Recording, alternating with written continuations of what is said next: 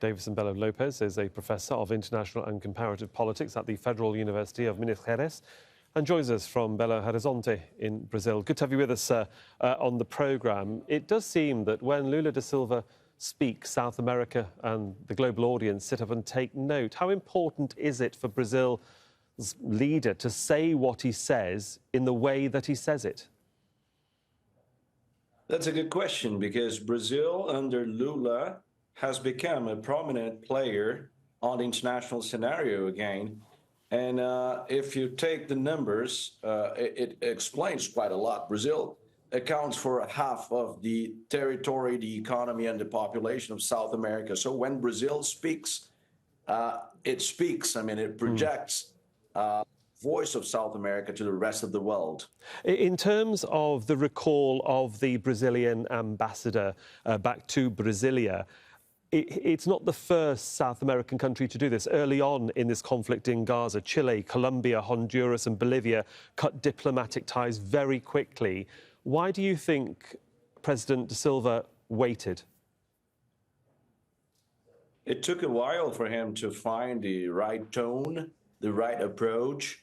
So you're right when you remember that many other countries in South America, and mostly left-wing governments, they have decided to cut ties with Israel much before Brazil.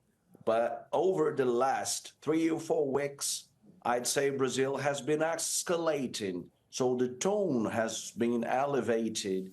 And of course, the circumstances, both domestic and international, have been important to explain, to account for this change. Do we expect that tone to become stronger or more vocal as Brazil takes the presidency of both the G20 and then the financial group BRICS? I don't think it's going to become stronger or even stronger, because it's already reached an added height. And so I believe the next steps would involve some efforts in order to reconcile and to calm down the atmosphere, the diplomatic atmosphere, because at the moment, relations are really tense between the two countries. So it cannot go any tenser or any more intoxicated.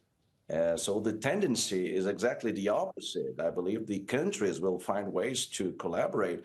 I don't know how, but they might.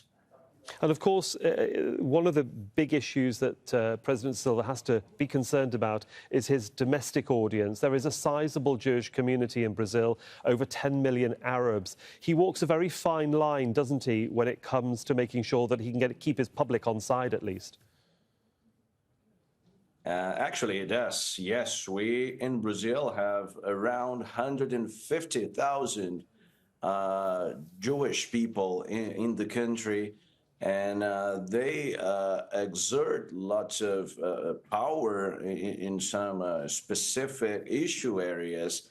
And they, of course, they might have an upper hand in determining the kind of foreign policy. In the past, at least, they would have a lot of, room to maneuver, and they would be very influential in defining the guidelines, the lines of Brazil's foreign policy.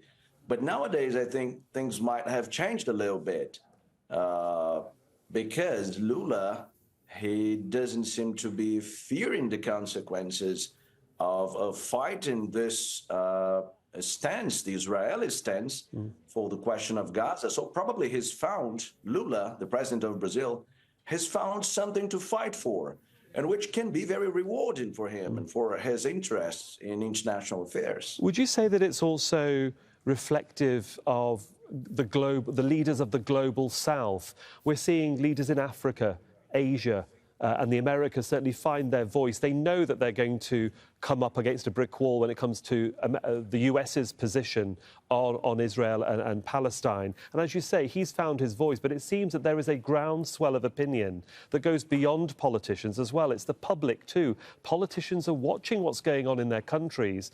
Most of all, President Lula da Silva as well. He knows how Brazilians feel.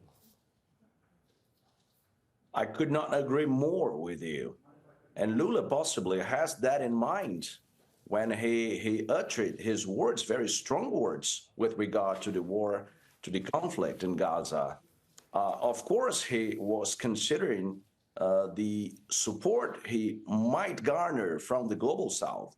After all, there are some 130 countries in the world that would recognize the Palestinian state as a full-fledged territorial state while condemning Israel for the military operations carried out in Gaza at the moment. So, of course, Lula has considered in his calculations this kind of landscape.